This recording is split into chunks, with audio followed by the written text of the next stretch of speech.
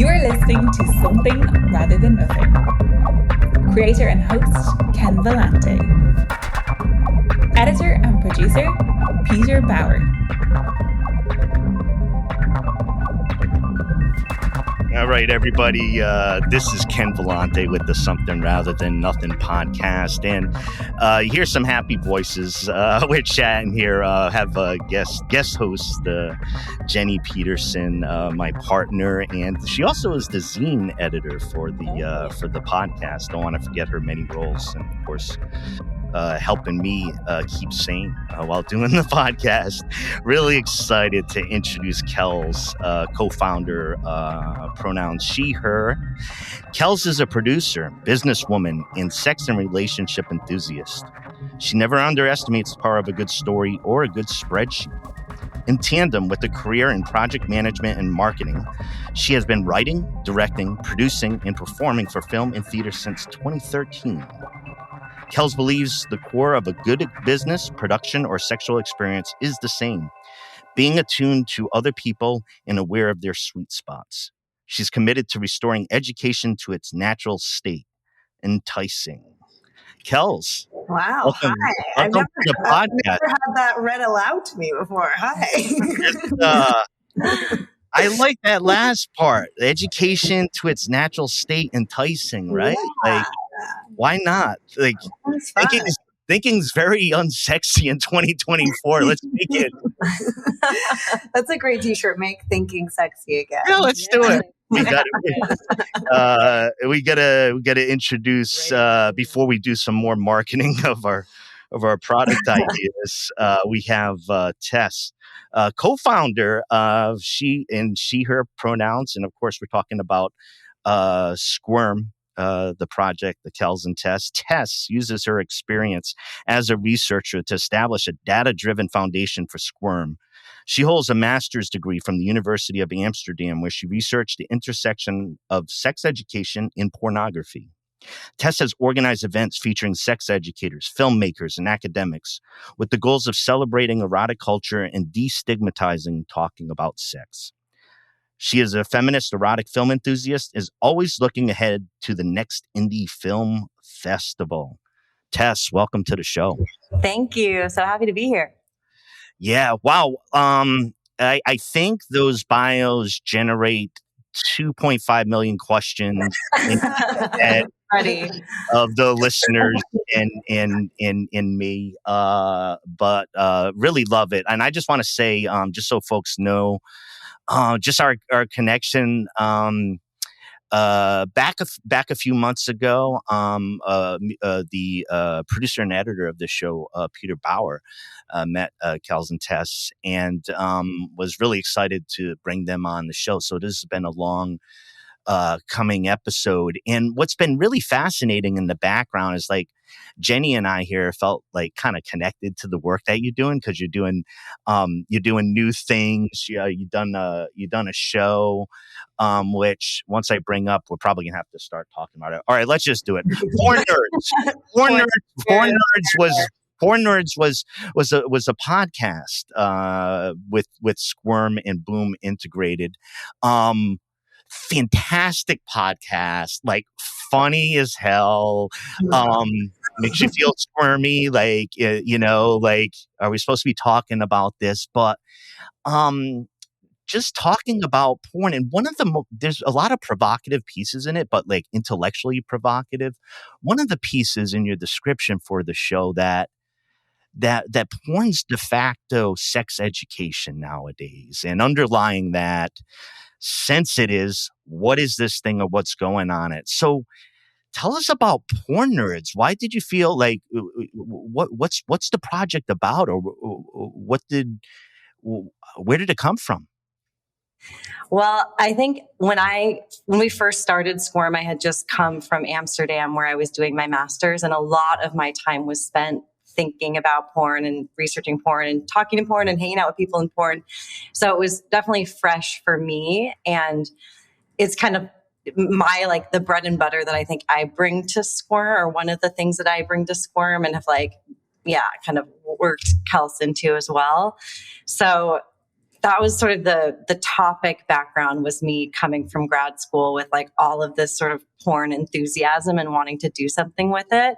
So we got an opportunity to do a podcast, to pitch a podcast miniseries with Boom, our co-producers.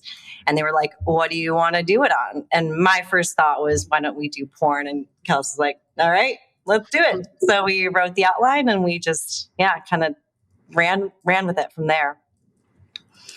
Yeah. And it's part of why this interview has been such a long time coming. Initially, we were like, okay, this is going to be like a 3-month project. And then it's such a rich topic. There's so much to be able to dig into. And I think it touches so many people's lives and their kind of formation of sexuality that it feels a little impossible not to talk about porn when you're talking about sex, which is kind of the like umbrella of Squirm's ethos, is just having more conversations about sexuality. And it seemed to be the thing that just kept popping back up and up and up when we're hearing about people's sexuality and how it's kind of developed.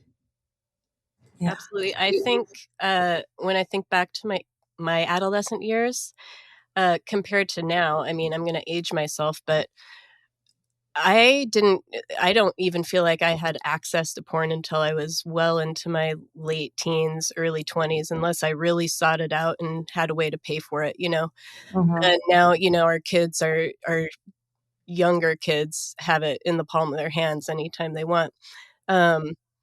So just to think of that difference and how different maybe even my development would have been, having that such easy access compared to kids now, because sex has always been one of my favorite topics, like as long as I can remember. So all of that, and it's smart. It's a heck of a podcast. Now, speaking of the smart bit, like, all right, I'm not trying to be smarmy, but I'm trying to be the smarmy listener.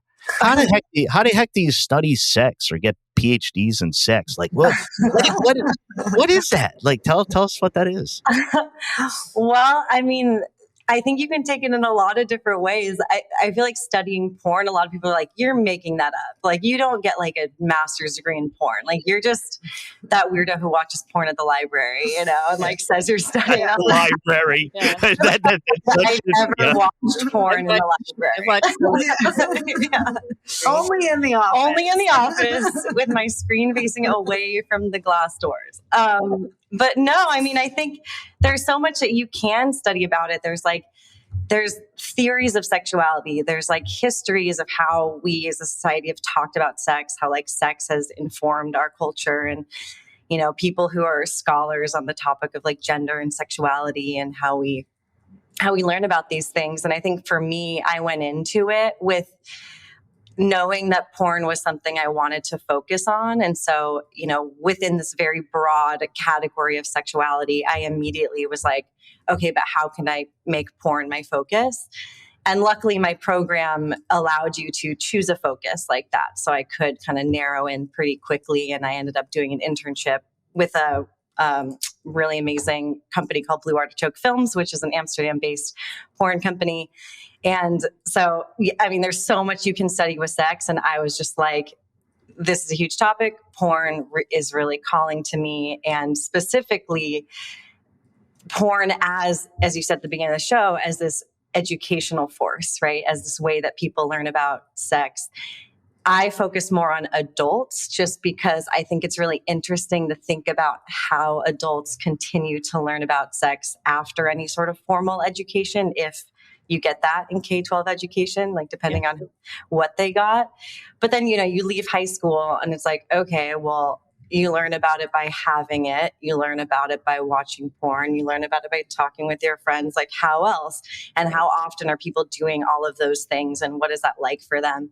And porn is just something that comes up over and over and over again when you're talking about how you learn about sex, how to have it, what people are doing, like how people talk about it, slang words, all of it. So that was my focus. But I mean, you could do so many different things within, the doctorate of sexuality.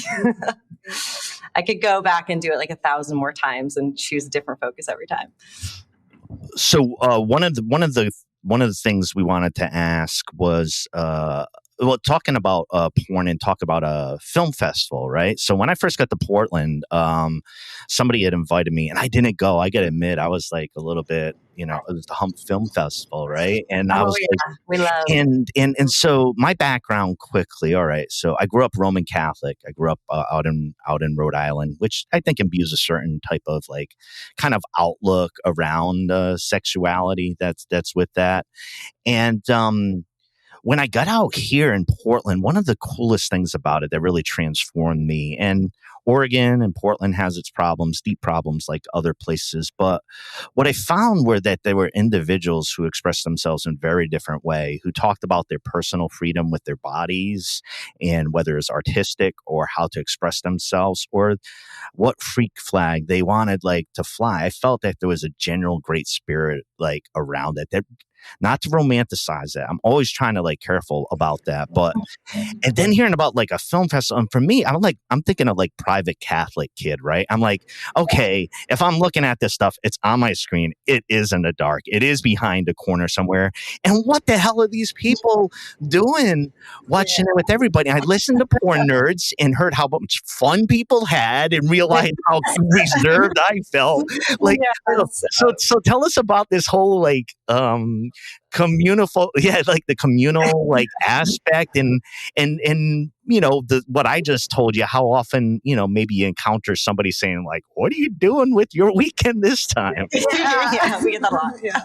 Well, I think we're going to spin the show, but it's like I love the porn film festivals because it makes you. I feel like I watch porn in a very different way when I'm at the movie theater than I would if I'm using it as like a vehicle to get off. It like, I don't know, it just feels like this scene study of sexuality, which is such a big part of so many people's lives and is often in the shadows. And so to have this kind of place where you can come together with a bunch of people and just celebrate sexuality as a force and the diversity of sexuality, Hump in particular, but most of these indie festivals do a great job of curating like a ton of different styles of sex, a ton of different bodies that you might not normally like seek out. There's so much diversity within what's represented. And so it feels like this incredibly expansive and kind of like radical experience to go into a theater and celebrate sex with strangers. I mean, that's so true. And I love it for the same reasons, like just being able to see such a wide representation of sex.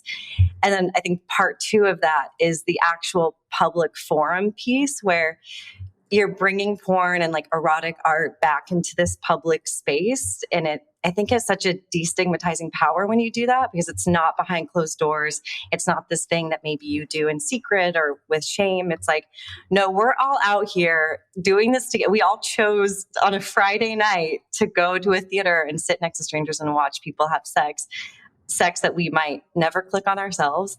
And then talk about it. Like one of the best parts of Hump or any of these festivals is afterwards, people are just like just really want to chat about everything that they saw, what they liked, what they didn't like, what they were surprised by. There's just like so much conversation that comes from it. And like, that's amazing. You don't get that with porn in very many spaces. Yeah, totally different avenue. And we were talking about porn as education, which I can even, extend to my own life again, just in how I approached it in my adulthood and still do. I mean, not just to get off and to excite and entice myself and us, but to educate, because it's introduced me to all sorts of different kinks and things that I probably wouldn't necessarily have explored otherwise. But so porn is education, but porn is art too, right? So this idea of taking it in together, coming together to watch the art together and then talk it over, whole different avenue for digesting it. Makes you appreciate the erotic art aspect in addition to whatever you can learn from it or just like the horniness of it. And like also to your earlier point, Jenny, of how like much it changes when we just have this 24/7 access to porn in our pocket at all times. There's something about having to buy a ticket to go see this thing 2 weeks from now that like it adds this layer of intentionality that really isn't present in most like internet porn, or doesn't have, like, certainly doesn't have to be present with internet porn. And I think when you hear critiques about porn being sex education, that's part of it, is that they're kind of like, there's this stream of pornography at all times, and who, depending on what you're watching, it might portray kind of unrealistic versions of sex, or like body image stereotypes, or, what have you, the whole gamut. And so I think when you're going to a place where it's intentional to go to the theater, the people who are curating the films are being really thoughtful about what they're showing and like how that's going to land with viewers, it just feels like weirdly wholesome.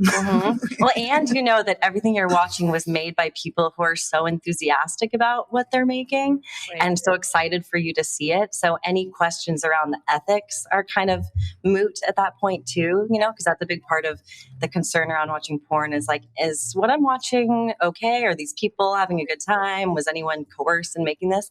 But when you go to a festival, you're like, oh yeah, these people are having a great fucking time. Yeah, they're like in the audience. They're in the audience. They're like, that's us. And so you can just enjoy what they're making for your pleasure.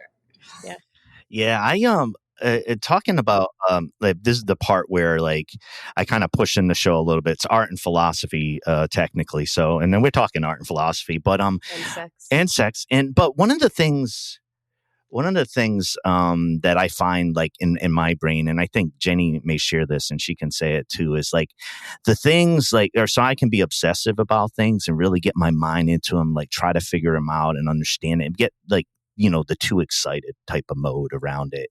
And I find that areas that like my brain has always felt good inhabiting have been like kind of intellectual affairs and philosophy, but like sex and art. Right? Like these things that are like why do we lose our mind like in some sort of way for a certain amount of time for these things, and we keep going back to them. So it's a clunky question, but even talking about art and sex, I always see them so closely tied, even though the content might not be overt, because of the feeling that they produce. Do you find share a similar experience, or maybe just your thoughts on sex in art, or the relationship between the two? Yeah, I mean, for me, the two feel very, very connected. Partially because, so my mom ended up she was in a corporate job, and then she moved into being an erotic photographer, and like ultimately that evolved into more like porn and sex work in general. And I think we were always really open about talking about that. And I would see like her pieces that she would make of models and like the fantasies that she would create. And so I think from like when I was like a teenager, so I think I've kind of always had this seed planted of like the subversive erotic art and how connected those things can be. And I think also just going in and having done like theater and film stuff, to me, what makes a really good story, or what makes a really good piece of art, is this capacity to feel like moved in some way. And I think the number one ingredient to making somebody feel moved is some display of vulnerability. And there's very few things that are as vulnerable as sex is. Yeah. And so I think that for me, that's why erotic art or porn can be so effective, because you can really like, there's this, Jen from Blue Artichoke talks about this in the show. It's like, there's this like empathy that's evoked from the process of seeing somebody on display in that way. And I think it's incredibly powerful. And it bums me out big time that a lot of porn is kind of denounced as this like, I don't know, like cheap and like dirty and like, because I think that it cheapens the entire act of sex, which can be incredibly spiritual and powerful and profound and all of it, So I don't know if that's a rambly answer to your question. This show is rambly answer podcast. So, beautifully eloquent answer.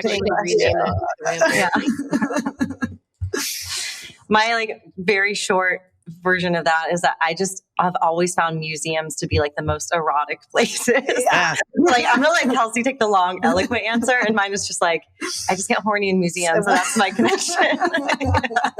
It's that too. No. Let's talk about that. This is so tantalizing. Libraries. Ever since I was a little kid, I'd see a cute girl and like I'd have like my freaking Spider-Man books, and I'm like, now I'm more powerful than anything. Like And like I'd be in college and I changed a little bit, but very fast, quick. Would you rather have sex in a library or a museum? I mean, I know my answer. I have a hard time choosing. Probably both. There's been several times we've been at even the Portland Art Museum, and I've straight up wanted to fuck there. Yeah. What is it for you? Like, what does it for you? Well, A, I like having sex in public, and B, the art, like just being surrounded by the art, and in this, I don't know, the whole environment. Yeah. I think there's something about the space also being really proper, it's like it's elevated culture. So you're there and you're taking in this elevated art and everyone's quiet. Everyone's like, wow, that's really beautiful. Look at that. And then you're just like, what if I did like the nastiest things I could imagine? But also like, I of course respect the space, but something like extra transgressive about doing something like lewd in a place that's so, sophisticated, I guess. Well, and it's already sensory too. Yeah. Like you're already paying attention to what you're seeing. Yeah. And like you're not on your phone. It's very sensory and present. Very present. Yeah. Exactly. It's like it'd be the same as having sex in a church, maybe. Only very similar. Art museums are church, so. Well, the thing is, the library. I mean, you've given a lot of great testimony and different type of answers. But for me, it's just a library. It's the hot woman with like the smart glasses, intellectual glasses on with a pencil skirt. Like, I'm not that complicated. Like, it's something to do with. Sexy librarian is not a new idea, unfortunately. And librarians are the vanguard of free speech in our society. So lots of love, lots of deep love. I like that. Well, and for another point for the library is I love having to be quiet. Like I think there's something very about that, like being forced to be quiet. Yes, and museum too. Museum's kind of the same, but it's louder in a museum. You're not told not to talk. Library's quiet. Seems still pretty quiet, but either public in general. Anyway, Jenny shocked me with the cemetery, like out in the cemetery, like and I'm a kooky guy, like I like dark stuff, like way too much Edgar Allan Poe when I was younger and all that, and Jenny, the thing is with Jenny is funny for me because like I have all this. I don't know, sexual energy that I think I've always tried to grapple with throughout my life, understand, Jenny is a like a powerhouse, and like with the whole cemetery thing, it's really kind of like, okay, Jenny, I'm gonna follow you because I trust you, and like, and it was super. She didn't creep me out or anything like that, so. I don't think there was anything creepy about that experience. That actually just came up because we were reading through some more of your cards, and I should have left it out. It was around like the most scandalous place you've ever had sex by yourself or with someone, and that was his answer. Yeah. Well, I'm part of this. Part of this, I wanted to let some of the listeners know that we're over here on our side, and this is Jenny and Kenny's side. We have the Nookie card deck, which you can get from Squirm. But what's cool about this, because we contacted you right after this, Kels and Tess. Jenny and I sent you a message this summer, and we were like, we got these cards, right? Because there are a few hurdles to get over. You talk about right in the instructions. Number one, if you're talking about sex, it's not that there's a problem. Yeah. It doesn't have to be a problem. And I applaud you for simple statements that might sound to listeners like very simple things, but it's very important in that that you aren't necessarily hashing through problems. And when Jenny and I were using these, we have like a strong foundation in our relationship, and like we're both like very intense people as well. So like we have a particular terrain, but like we're cosmically like united. Like there's Jenny for me, and we've been together for over 5 years, and it's Jenny. Like she's the center for me, and we share that. So there's all,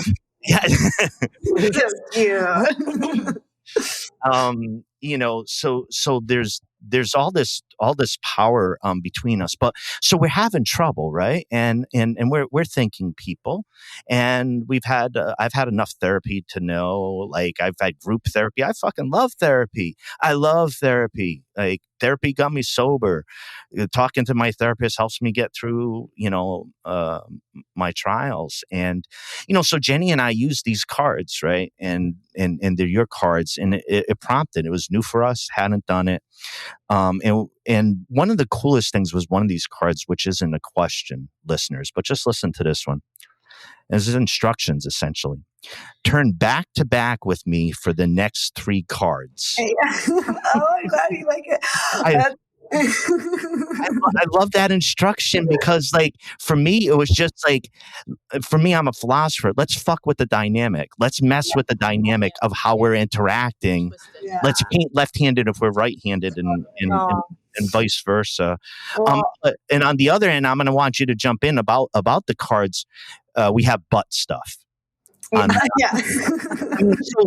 listeners, I mean, there's different prompts, different engagement. This is scientifically researched. Tell us about the Nookie cards. Tell us about the Nookie cards. Well, I'll tell you that you actually have like a limited edition deck, because over the summer we rebranded the cards. Yeah, you have a new set. Yeah. So it's a new card deck. There's no more Nookies that are in production. So it's like 30 of those made it over to the new deck. 30 of the new questions, yeah. No, 60 new questions. 60 new questions, 30 of the Nookie questions in the new deck called Get Squirmy. The back-to-back one didn't make the cut, but you can still turn back-to-back. Butt stuff is still in the deck. Butt stuff is a foundation of the conversation. It's an important prompt. Maybe one of the most important. Yes. Talking about sex doesn't mean there's a problem is one of our like core myths for what we're trying to dispel with Squirm, because I think a lot of people reserve talking about their sex lives, their desires, their issues until there's like no other option and things have gotten really bad, And I feel like communication is some of the best foreplay, right? Like it's very hot to hear what somebody else wants, what turns them on. Yeah. That vulnerability that you were speaking of, that vulnerability is sexy, and it's hard to get there even for grown-ass adults who have been in multiple long-term relationships, combined. It's still a different space to get to with your partner. Yeah, we're both freaks, though. We are both freaks, but with or without problems, just to be able to get to that space to open up different avenues. It's rich. And just, keep the conversation, have it be troubleshooting when it needs to be, but also playful and fun and inspiring and casual. Like it doesn't always have to be this heavy subject. I think another thing with the deck that was really important for us is that it wasn't just about partners being able to play it. Like it's very intentionally marketed as designed to be played with lovers or friends, because personally, some of my favorite experiences playing this deck have been with a group of people, with my friends. I remember I was like with 3 of my close guy friends, and one of the cards that came up was describe in detail how you like someone to use their hands and or mouth on you. And so they're all just like trading, they're all just like talking clearly for the first time about like how they like their dick sucked. And it was just the most, like, it's like the sweetest thing. I'll remember it the day that I die. Like it was so sweet. I don't know. I don't think guys, and this might be a stereotype. I mean, you've shared that guys don't talk about sex as much as like girlfriends do. In general. Yeah, I've developed a different way, and not that you need to hear, the way I develop, but no, like for me, 1980s, right? Like 1980s. So I'm 52. Like 80s, like weird ass culture, particularly in like talking about sex and talking with your friends. I'm a teenager. You just say whatever's in your head and stuff like that. So there was that there. But as time goes on, it's like, it's like, I'm going to call my buddy, I've moved here and there. And hey, by the way, I met this new, it just seems so strange. So there's like, seems to be a lack of space for it. And I think maybe it's not always like your point to, maybe somebody needs to participate in the game because their partner is not there yet, right? So they get to practice around their safe like friends and be like, okay, when they're ready, I know this is going to be helpful and not to push it. So like the whole idea of the kind of like therapeutic aspects of it. And I always thinking of like when I do something like I want like relief or liberation or something to kind of like it be tilted towards that.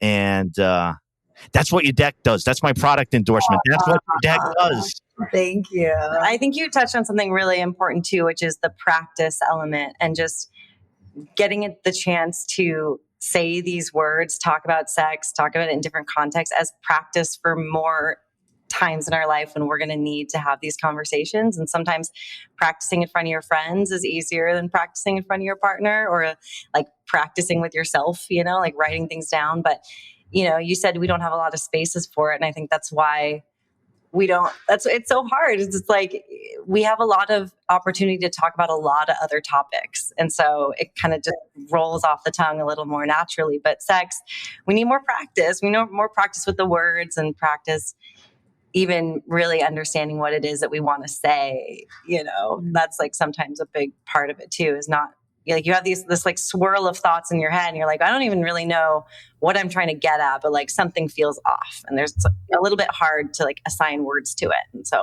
creating spaces where people can practice, big part of Squirm. Yes. That's why you two are doing what you're doing and having these get-togethers and such, like last night, right? Yeah. Tell us about these social events. Yeah. You've been hosting. I mean, we love them. They're so fun. It's sort of like initially it was based kind of off the deck, but it's like an adapted format to be able to use it as a social mixer. So like there's different stations and they have different questions. Now they're rotating around a theme and we have a little bell. We ring the bell. Bell's really important. And then every 7 minutes, everyone just kind of scrambles and goes to a different table with strangers, and then they answer the question that's on the table. It's always connected to the topic of sexuality, but like the one last night was about the intersection between friendship and sexuality. So like, are you friends with exes? Or like, how do you feel about your friends being friends with their ex? Or do you have hard to define relationships, etc.? So a bunch of different kind of topics or variations on that topic. And we play group games and it's just like the most heartwarming thing you've ever seen in your whole life. It's so cute. People are like trading numbers and it's not speed dating, but there's going to be one marriage eventually. Yeah. It's like definitely not speed dating, but you can definitely meet people that you might want to date. And it's been fun to see it because when we started Squirm, it was only online. It was a pandemic project. We were living in different countries. It was all on Zoom. And so it's only been this last year that we've taken Squirm to real life in-person events. And it's fun to kind of see it come to life that way, and get people like in the room having these conversations and not just seeing it happen online. Yes. I know with the podcast, got a little bit of attention in the press and news. What was it like, the experience of like maybe expanding out? You're talking, you've been working on this for a while. So what was the experience of having porn nerds in the news and in the press and people, kind of amplifying what you're talking about? I mean, we hope for even more of that, I think that our goal is to really get it out there, and we've gotten such amazing feedback from it. Like it's been, I think, one of the most gratifying projects probably the most gratifying I've ever done in my life. Yeah, I think so. In general, but this specific one has felt really good. So it feels like really cool and exciting. And like, what a relief that we didn't just do this for a year and a half and everyone hates it. Yeah. It's a vulnerable thing to talk about porn and then put it out in the world for people. And it's felt good to have the responses that we've had. And, we worked on this show so much longer than we anticipated. I think Kels mentioned we thought it was going to be a 3-month turnaround and it was a year and a half. So I feel like having it out now and feeling really, really good about it and hearing this positive feedback, seeing it grow. And, we don't have any distribution partners with it right now. It's like a true indie podcast, but like we have good numbers. Like people are finding it, and it feels like the juice is worth the squeeze. Like all those extra months, like the whole summer editing the show while everyone's at the river. Yeah, it's like so many barbecues. Yeah, it's just like it felt worth it. It felt worth it now to feel like it's where I wanted it to be, and I think we have always really aligned too in the parts that really matter and how we hoped this thing would turn out. And we just wanted to grow. So go listen to Porn Nerds. Listen to it. Wherever you get your podcasts. It's so much fun. No, around in the summer too, Jenny and I, we had a very different time of we were outside a whole bunch, nude bathing out in outside of Portland, and being out there in the morning, being out there in the water, listening to music, and we just kind of went wild. Nice. During the summer, and it was just really so great because it was I felt transformed by it. We're having so much fun, right? Like all these things that we're talking about should be fun, like sex and all these things. One thing I wanted to mention, which is so funny to me, is I work in labor organizing, and I also in my own head work in arts organizing, and it was so funny when you're talking about sex and the S word, and it seemed like a parallel conversation about strikes and how people are nervous about unions and you're not supposed to say it. And I just realized when you're talking how many nervous conversations I have of somebody being like, should I be talking to this person I don't know about unions? Whereas should I be talking to this person about sex? Are you supposed to do that? And squirming. That's what I do. Totally. Yeah. I feel like, it's anytime you're kind of laying your beliefs or preferences bare is scary. I think that's where it gets really squirmy. If you have to share some part of your core self, it's so much safer to talk about external factors that there's kind of a universally decided upon opinion of rain bad, or not bad. But if you have kind of these deeper layers of whether it's sex or unions or any of it just feels a lot more revealing. Mm-hmm. That was some of the best advice we got when making the show, was to disagree with each other more, or at least allow for a little bit more murkiness in what we were talking about, and laying out our individual opinions more. Because I think for a while we're really trying to come at the show from here's what Squirm has to say about porn. And it's actually way more interesting to hear what Kels has to say and what I have to say, and how sometimes that's really similar and sometimes we see things really differently. Mm-hmm. And it's fun because, that tension when you're talking about squirmy things, that's what pulls people in and makes people think. And it's just more compelling material, whether it's real life or a podcast. Yeah. I feel like the first year Tess and I were just constantly coming up with joint statements. Yeah. we're writing it down. We're like, okay, do we endorse this? Yeah. We endorse this. Okay, turn on the mic. We're together on this. Yeah. It's important to have some healthy discourse too, though. And people, especially here in Oregon, maybe, have a hard time with healthy argument and agreeing to disagree and being okay with that. And even two people in a relationship, like Ken said, we're pretty cosmically connected. I've never experienced that. He's never experienced it.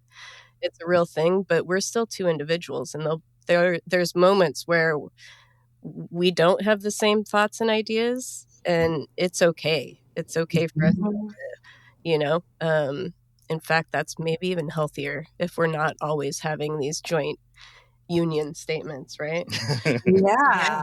I think totally healthier. It's more sort of fun too, there's I don't know, maybe this won't translate, but I feel like it might just be mush if everyone agreed all the time. It's nice to have that pushback and that force of challenging your beliefs, and maybe you move and maybe you don't, but then you feel clearer in what your position is. And I think I feel like everyone could stand, myself included, to get more comfortable with not always reaching some kind of perfect middle ground or conclusion that everyone's on board with. Sometimes you just let it sit and it's okay. Mm-hmm. Exactly. That said, I do feel like we agree most of the time. I disagree.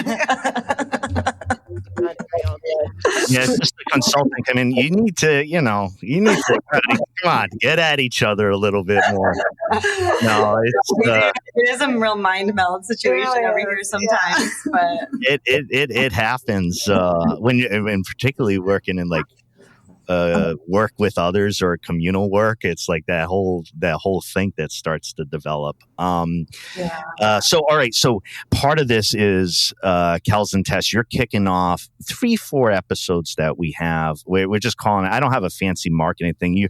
You both are just so much better on it. It's something like turn up the spice meter December.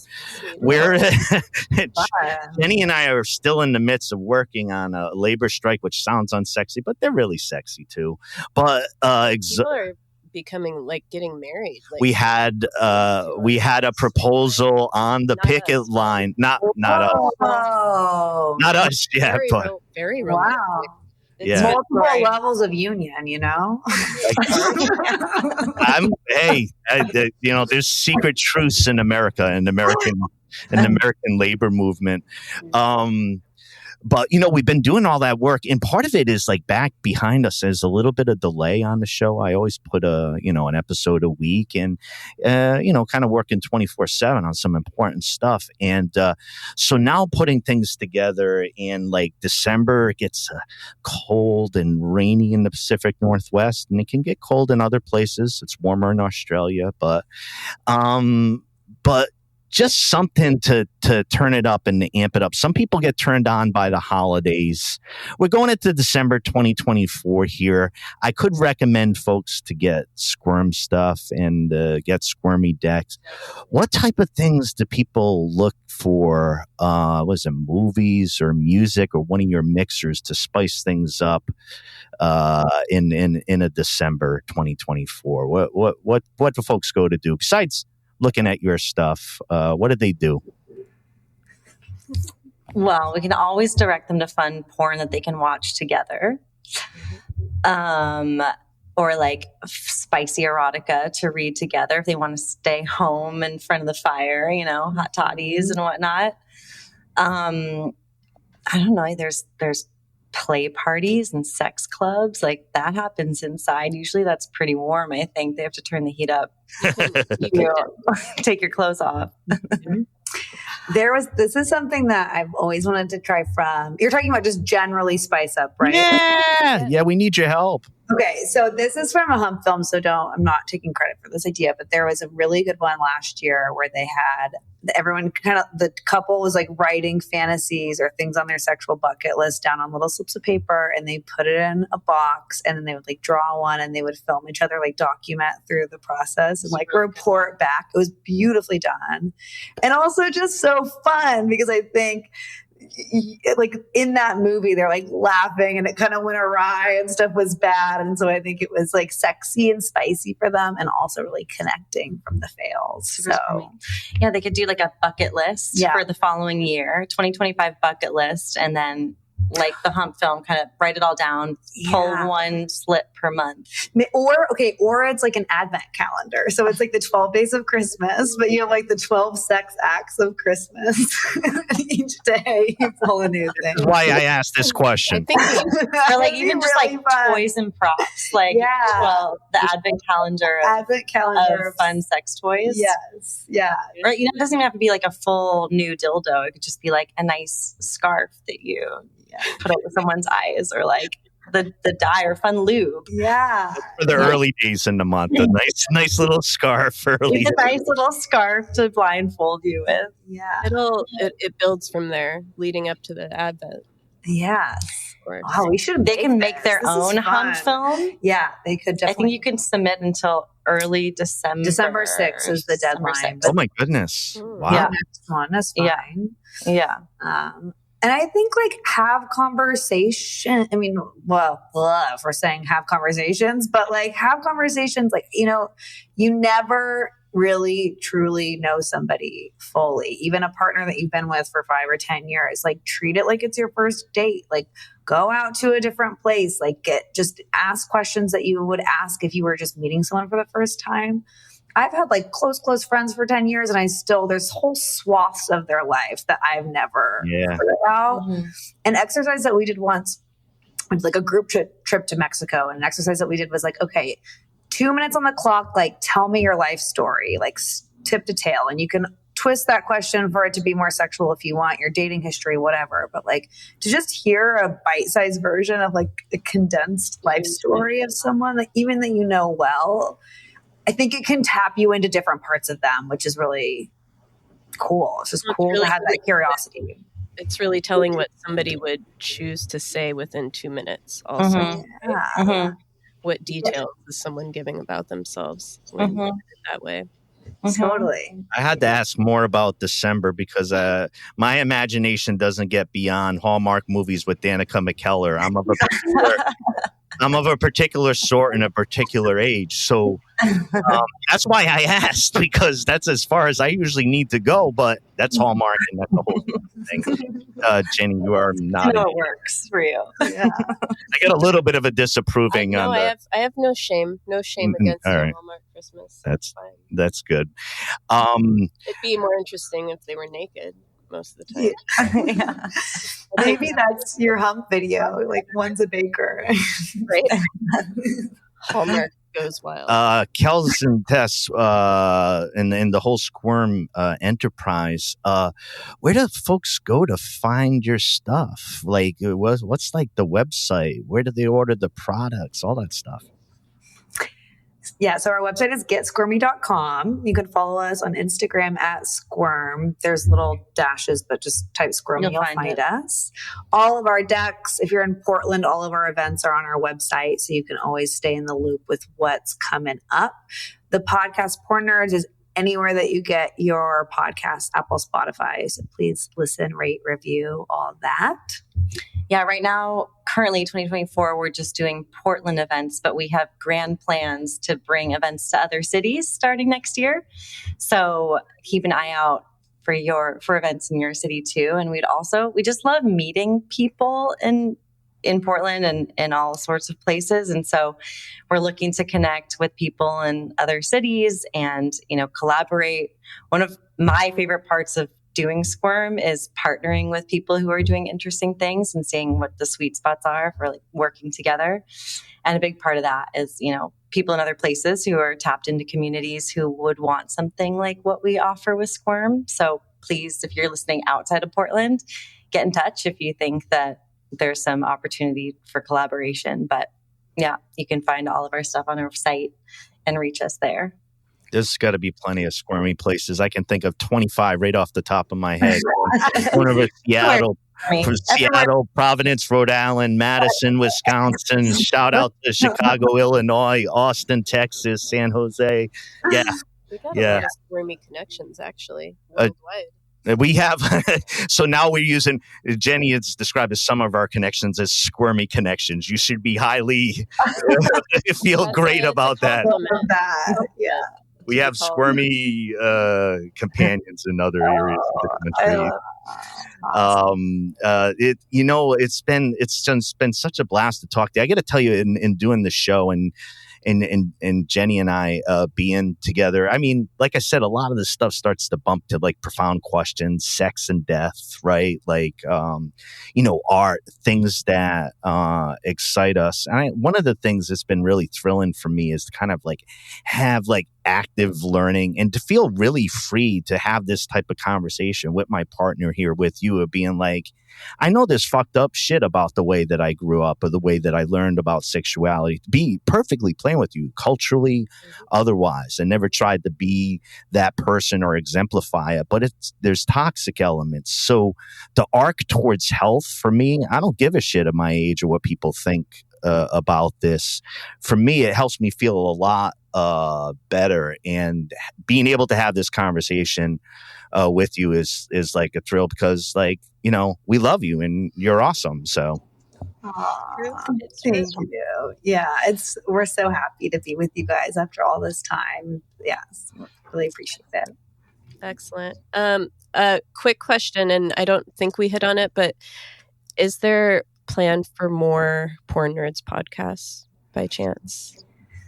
Yes and no, and yes and probably. So there's definitely going to be more podcasting coming, and we will keep Porn Nerds alive. Yep. It's unclear yet what that form is going to take, but Porn Nerds, I feel like Porn Nerds has taken on a life of its own, and it's going to keep showing up. It's unclear if we're going to do like a full second season of it or like dabble it into a different type of show. Yeah.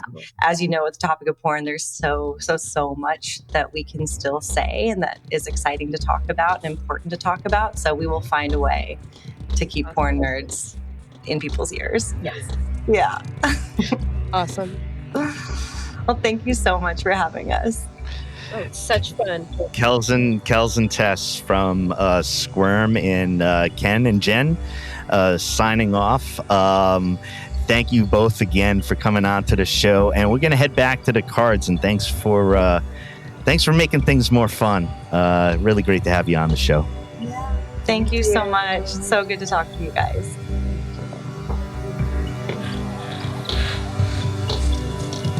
This is Something Rather Than Nothing.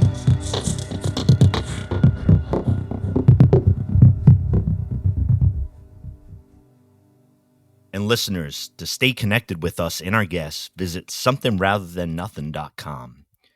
Join our mailing list for exclusive updates and access to guest-created art.